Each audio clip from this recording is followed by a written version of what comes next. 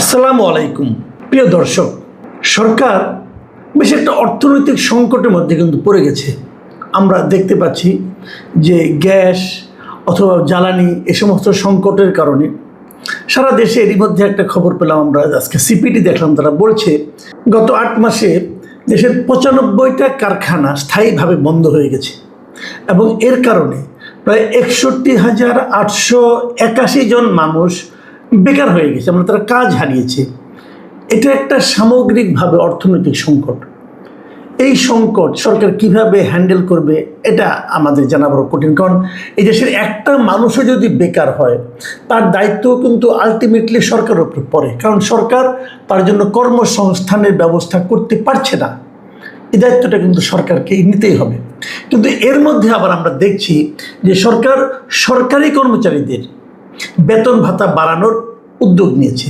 ঠিক আছে, তো সরকারি কর্মকর্তাদের যদি আপনি বেতন বাড়ান, কর্মচারী কর্মকর্তাদের, তাহলে আপনাকে কিন্তু অনেক টাকা বাড়তি ব্যয় করতে হবে। সেই টাকার পরিমাণ কত হবে? দেখা যাচ্ছে যে বাড়তি ব্যয় হবে বছরে 1,06,000 কোটি টাকা। মানে এটা আমাদের যে টোটাল যে বাজেট আছে, যে আমাদের যা মানে তার আপনার বলতে গেলে বেশি একটা বড় অংশ আমাদের এই সরকারি কর্মচারীদের বেতন ভাতায় যাবে। তো এই বেতন ভাতা দিতে গিয়ে বাড়তি বেতন ভাতার জন্য দিবেন আপনি, এটা দিতে যে আপনি কত লোককে হ্যাপি করতে পারবেন? আমাদের এখানে সরকারি কর্মকর্তা কর্মচারীদের সংখ্যা বর্তমানে 15 লাখের মতো। ধরুন তার সঙ্গে যদি আমরা সামরিক বাহিনী ধরি, তার মিলে সব মিলে 18-19 লাখ লোক হবে। এর সঙ্গে যদি আমরা যারা পেনশন পান তাদের হিসেবটা ধরি, ওখানে প্রায় 7-8 লাখ লোক আছে। সব মিলে 25 লাখ লোককে আপনি এই বাড়তি টাকাটা দিয়ে হ্যাপি করতে পারবেন। এবং এই হ্যাপি করার পর তার প্রভাবটা কি পড়বে? বাজারে প্রভাব পড়বে। যেমন যখনই আপনি নতুন পে স্কেল বাস্তবায়ন হবে, তখনই আপনি দেখবেন যে জিনিসপত্রের দাম বেড়ে গেছে। যখন জিনিসপত্রের দাম বেড়ে যাবে, সেটার দায়ও কিন্তু সরকারের উপর পড়বে। পুরো সমাজের মধ্যে তার একটা নেতিবাচক প্রভাব পড়বে। এবং যারা বেসরকারি চাকরি করেন তারাও তো এই সরকারেরই লোক, তাই না? তারা এই সরকার কিন্তু তারাও ভোট দিয়েছে। এখন এই সরকারকে ক্ষমতায় আসতে যারা সাহায্য করলো, তাদের প্রতি সরকারের দায় দায়িত্ব কতটুকু থাকবে? নাকি সরকার বলবে না, সরকারি কর্মচারীরা আমাদেরকে টিকিয়ে রাখে, আগামীতে ক্ষমতায় টিকে থাকতে সহায়তা করবে, কাজে আমরা তাদের দিকে তাকাবো। সেই কাজটা কিন্তু হাসিনা সরকার করেছিল। আসলে বলা হয়ে থাকে, কেউ কেউ বলেন যে এই যে পে স্কেলের ব্যাপারটা না, এটা হলো অন্তর্বর্তীকালীন সরকার একটা দিয়ে গেছে, তাদের তো বাস্তবায়ন করতে হবে না, তারা এই সরকারের উপর এটা চাপাই দিয়ে গেছে যে এইবার তো নিয়ে বুঝছো মজাটা কেমন লাগে। এখন এই সরকার মজা বসতেছে। অন্তর্বর্তীকালীন সরকার দুইটা ভয়ঙ্কর কাজ করেছে। একটা হলো এই পে স্কেল করে দেওয়া যাওয়া, যাদের বেতন আপনার 8,000 টাকা ছিল তাদের বেতন 20,000 টাকা হয়ে গেছে, যাদের বেতন 70,000 টাকা ছিল সর্বোচ্চটা, 78,000 বোধ হয়, সেটা হয়ে গেছে 1.5 লাখ টাকা। তো এইভাবে তারা বেতন বাড়িয়ে দিয়ে গেছে। এই বেতনটা বাস্তবায়ন করবে কি? তাকে তো আর করতে হবে না, ইউনিট সরকারকে তো আর করতে হবে না। এটা এই সরকার বুঝবে যে মাসের কয়দিন যায়। এবং আরেকটা ভয়ঙ্কর কাজ যেটা সেটা করছে, সেটা হলো যুক্তরাষ্ট্রের সঙ্গে একটা চুক্তি করে গেছে। এই চুক্তিও এদেরকে বাস্তবায়ন করতে হবে। যাও, কিন্তু ইন্টারেস্টিং পয়েন্ট হলো যে এই সরকার কিন্তু ইউনিট সরকারের এই কাজগুলি নিয়ে কোনো আপনার তারা দ্বিধাও করছে না, কোনো রকম আপত্তিও করছে না, তাদের সমালোচনাও করছে না। তারা যেন মেনে নিয়েছে যে ওরা যেটা করেছে ভালোই করেছে, ওটা আমরা বাস্তবায়ন করব।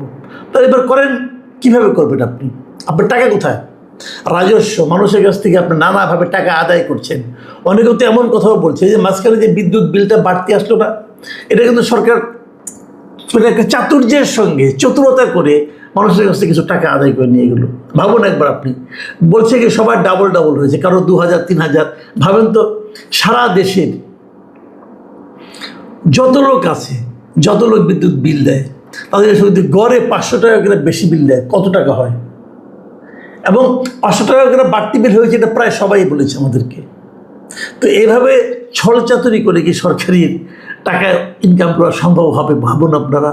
আমি জানি না এটা তারা কীভাবে কী করবে, কিন্তু একটা বড় গাড্ডায় তারা কিন্তু পড়ে গেছে। এখন অনেক মানুষ এমনও প্রশ্ন করে, এই যে বেতন আপনি বাড়াচ্ছেন, এই বেতন বাড়ালে পরে এই বেতনের কারণে সরকারি কর্মকর্তা কর্মচারীরা কি ঘুষ খাওয়া বন্ধ করে দেবে? অথবা যারা ঘুষ খায় তাদের বিরুদ্ধে কি আপনারা কোনো অ্যাকশন নিতে পারবেন? যদি অ্যাকশন নিতে না পারেন তাহলে বেতন বাড়িয়ে লাভ কি? আপনি কত টাকা, যারা ঘুষ খায় তারা কি পরিমাণ ঘুষ খায় ভাবুন তো একবার। একটা ইন্টারেস্টিং কথা বলি, একটা ঘটনা বলে শেষ করি আপনাদেরকে। নতুন একটা সাইট হয়েছে, ওয়েবসাইট হয়েছে, নাম হলো ঘুষ সাইট। এটা নিয়ে আজকে একটা নিউজ পড়লাম আমি প্রথম আলোতে। সেখানে তারা বলতেছে যে ঘুষ সাইটে 804টা অভিযোগ হয়েছে, ঘুষ চাওয়ার অঙ্ক 13,65,00,000 টাকা। এরকম একটা খবর তারা আজকে দিয়েছে যে এরকম একটা সাইট হয়েছে, যাদের কাছে ঘুষ চাওয়া হচ্ছে তারা নিজেদের নাম পরিচয় গোপন করে এই সাইটে তাদের অভিজ্ঞতার কথা জানাতে পারবে, বলতে পারবে যে এই কাজে গিয়েছিলাম, এর জন্য আমার কাছে এত টাকা ঘুষ চেয়েছে। এইভাবে তারা যোগ করে দেখছে। এরকম তারা প্রথম 2 দিনের হিসাবে 804টা অভিযোগ আসছে এবং সেই অভিযোগে সর্বমোট যা ঘুষ চেয়েছে বিভিন্ন জায়গায় তার পরিমাণ হলো 13,65,00,000 টাকা। তার মানে 804টা অভিযোগ, মানে 804 জন ধরে নেন, তারা 13,65,00,000 টাকা কিন্তু এইভাবে নিচ্ছে। তাহলে তাদের তো বাড়তি বেতনের দরকার পড়ে না ভাই। আসলে যদি এমন হতো যে বাড়তি বেতন দেওয়ার পর তাদের ঘুষ খাওয়াটা বন্ধ হতো তাহলে নয় মানতে পারতাম, কিন্তু এটা কি হয়? আমি দেখলাম যে এই নিউজটা যদি আপনি পড়েন, আপনারা পাবেন, প্রথম আলোতে নিউজটা আছে। এটা পড়ে দেখলাম যে এই নিউজটা প্রতিষ্ঠিত হয়েছে 2 জন লোক, একজন সাইফ কবির, একজন শাহেদ শরীফ।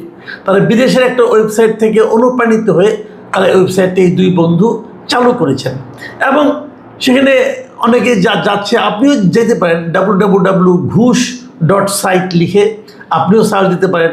সেখানে কিভাবে আপনাকে জমা, আমি নিজে সাইটে ঢুকেছিলাম, আমার অভিজ্ঞতা একটু পরে বলছি।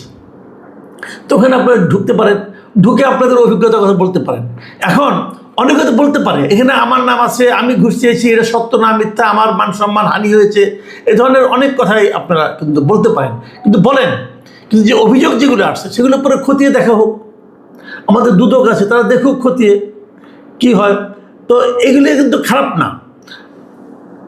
ওনাদের পত্রিকার যে হিসাবটা আছে তার সঙ্গে সঙ্গে আমি আজকে এই সাইটে ঢুকেছিলাম, ঢুকে আমি যেটা পেলাম, ওরা বলেছে যে তাদের এখানে মোট মানে অভিযোগ পড়েছে 804টা। এটা প্রথম 2 দিনের হিসাব, তো এই জন্য আজকে পর্যন্ত আমি দেখলাম অভিযোগ জমা পড়েছে 1894টা। মানে অভিযোগ আসতেছে, লোকজন তো জানতোও না, এখন জানবে, এখন দেখবেন যে মানে বন্যার পানির মতো অভিযোগ পড়তে থাকবে।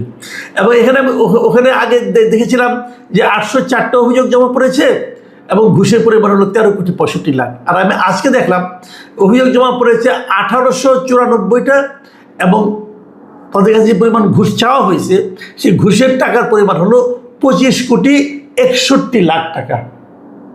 হিউজ অ্যামাউন্ট কিন্তু। আপনি দেখবেন 2 দিন পরে আরও কত বেড়ে যায়। এবং দেখা যাচ্ছে যে এখানে ঢাকার থেকেই অভিযোগ আসছে 887টি, চট্টগ্রাম থেকে 447টি, এরকম আমি আজকে দেখলাম। এখন অনেকে আবার নিজেদের অভিজ্ঞতাও দিয়েছে যে তাদের কাছে কেন অভিজ্ঞতা, কী ধরনের ঘুষ। যেমন আমি কয়েকটা অভিজ্ঞতা পড়ে শোনাই। যেমন একজন লিখেছে যে 3 বছরের ডিপ্লোমা নার্সিং পাস করার পর হাসপাতালে 6 মাস ইন্টার্নশিপ করতে হয়, সেখানে প্রতি মাসে 6,000 টাকা ভাতা পাওয়ার কথা, কিন্তু 5 মাস চলছে তাও কোনো টাকা পায়নি। এসবের জন্য নাকি খরচ দিতে হয় পরিসংখ্যান বিভাগে যে কাজ করবে তাকে। আমরা 69 জন শিক্ষার্থী মিলে 18,000 টাকা দিই, কিন্তু এখনও কোনো ভাতা আমাদেরকে দেওয়া হয়নি। ভাবুন একটা জিনিস, এটা কোন হাসপাতাল ডিটেল ওখানে আছে, নিশ্চয়ই তারা এটা তদন্ত করে দেখবেন। দেখেন ইন্টার্নশিপ করেছে, ভাতা দিতে হবে, সে ভাতা সরকারি কিন্তু এটা, সে ভাতাটা দিবে না, এই জন্য টাকা দিতে ঘুষ দিতে হবে। আচ্ছা, বেশিরভাগ ঘুষ দেখলাম অভিযোগ এসেছে ল্যান্ড অফিসের মাধ্যমে, যে নাম খারিজ টারিজ এই সমস্ত। একজন লিখেছেন যে খারিজ করার জন্য টাকা দেওয়া হয়েছে, ভূমি অফিসের লোক বলছে যে এসি ল্যান্ডে টাকা দিতে হবে, তা না দিলে খরিদের সাক্ষাৎ দেবে না। যা কম্পিউটার দোকানদারের মাধ্যমে 20,000 টাকা দেই আমি, 20,000 টাকা দিছে জাস্ট খারিজ করার জন্য। আরেকজন লিখেছে যে এনআইডি কার্ড বানাইতে গেছিলাম, তিনি লিখছেন যে এনআইডি কার্ড বানাইতে গেছিলাম, জরুরি থাকায় একটু তাড়াতাড়ি করে দিতে বললে প্রথমে নেতার রেফারেন্স খুঁজে পরবর্তীতে 6,000 টাকা চায়, 2 দিনের ভিতর কার্ড বানাই দেবে বলে। ভাবুন একবার। আরেকজন পানির টেস্ট করতে যেতে বলতেছে যে ওনাকে ঘুষ না দিলে উনি পানির টেস্ট রিপোর্ট চেঞ্জ করে দেন, তারপরে জনস্বাস্থ্য প্রকৌশল অধিদপ্তরের কাকরাইলের কার একজন নাম দিয়েছে, ভালো পানিকে উনি খারাপ পানি বানিয়ে দেন, যে কেউ যাচাই করে নিতে পারেন। মানে এগুলি যে ঘটনা তারা লিখেছে, এগুলিকে কিন্তু আপনি একদম ইগনোর করতে পারবেন না।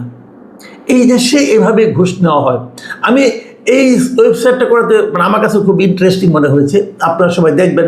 এবং আমি সরকারকে বলবো যে আপনারা এই ধরনের ওয়েবসাইট করেন, আপনারা তো অনেক টাকা খরচ করেন দুদকের জন্য। দুদক কী করে?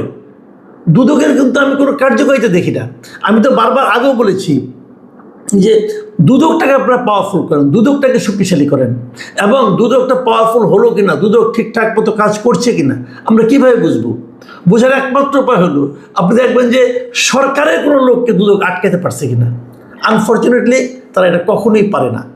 যদি সরকারের কোনো লোককে, কোনো একজন এমপিকে, কোনো একজন মন্ত্রীকে, কোনো একজন সরকারি উচ্চপদস্থ কর্মকর্তার অপরাধ যদি দুদক ধরতে পারতো, দুর্নীতির ইতিহাস যদি দুদক ধরতে পারতো, তাহলে আপনি বলতে পারতেন যে হ্যাঁ ঠিক আছে, দুদকের উপর নির্ভর করা যায়। আমি আশা করব যে এই যে ঘুষ নিয়ে যে ওয়েবসাইটটা করা হয়েছে, এই ঘুষের ওয়েবসাইটের যে রেজাল্টগুলি আসছে এগুলো আপনারা খতিয়ে দেখুন, এবং এখানে আরও অনেকে জমা দিন, এবং এই ধরনের প্রয়োজনে আরও অনেক ওয়েবসাইট হোক, এটাও আমরা চাই। কাজে আমরা বুঝতে পারবো একটা সমাজ কীভাবে চলছে। তারপর সরকার সিদ্ধান্ত নেন বেতন কত পার্সেন্ট বাড়াবেন কি বাড়াবেন না, এবং সম্ভব হলে বেসরকারি চাকরিজীবী যারা আছে তাদেরও যাতে বেতন সরকারি চাকরিজীবীদের সঙ্গে আনুপাতিক হারে বৃদ্ধি পায়, সেই ব্যাপারেও সরকার কিন্তু একটা পদক্ষেপ নিতে পারে। প্রিয় দর্শক, আমি যেগুলি বললাম এগুলি টুকটাক কথা, কিন্তু বড় ঝামেলা কিন্তু সামগ্রিকভাবে দেশের অর্থনীতি নিয়ে। দেশের মানুষ আসলে ভালো নেই, দেশের মানুষের হাতে টাকা নেই। কিছু মানুষের হাতে অনেক টাকা হয়ে গেছে, কিন্তু সাধারণ মানুষের হাতে টাকা নেই। মানুষের জীবন চলছে না, খুব কষ্টে আছে মানুষ। যখন এটা সরকার বুঝতে পারবেন, তখন আমরা মনে করবো দেশটা ভালোর দিকে যাচ্ছে। এখন এ পর্যন্তই। আল্লাহ হাফেজ।